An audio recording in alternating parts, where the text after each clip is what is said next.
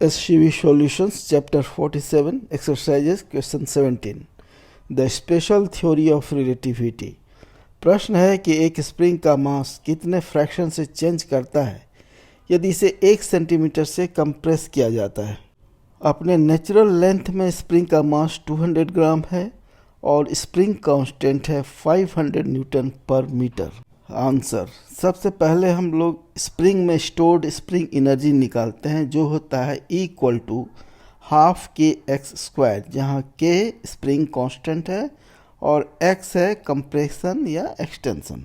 यहाँ कंप्रेशन है 1 सेंटीमीटर जो है इक्वल टू 0.01 मीटर। k का वैल्यू दिया गया है 500 न्यूटन पर मीटर। इन वैल्यूज़ को पुट करने पर हमारा आता है equal to half into 500 into 0.01 square equal to 0.025 joule.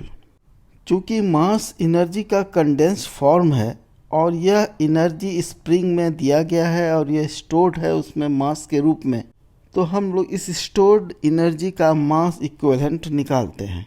Einstein के इक्वल टू mc स्क्वायर के फार्मूला से मास हो जाएगा equal to E/c square equal to 0.025 divided by 3 into 10 to the power 8 square kg। इसे हम लोग ग्राम में बदलते हैं 10 टू द पावर 3 से मल्टीप्लाई करके, तो हमारा आता है equal to 0.025 into 10 to the power 3 divided by 9 into 10 to the power 16 gram equal to 2.78 into 10 to the power -16 gram.